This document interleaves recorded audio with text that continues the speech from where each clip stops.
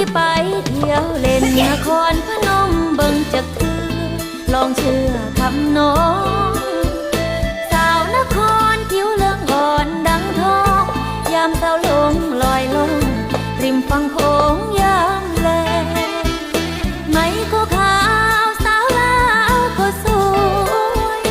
มวยผมดำน้ำบ่อก็ใสสวยแท้คือสาวผู้ไทยช่วยบาดใจชายสาวยวนก็งามช่วยบาดใจชายสาวย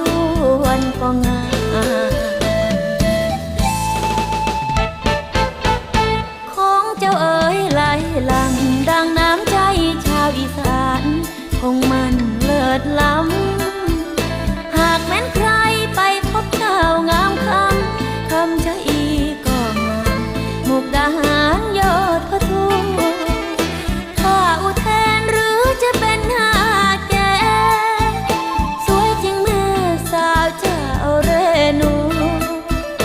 หน้าหวานสาวดอนตาลก็น่าดูช่วยเด่นงามรู้สาวเธอพนมช่วยเด่นงามรู้ผู้สาวเธอ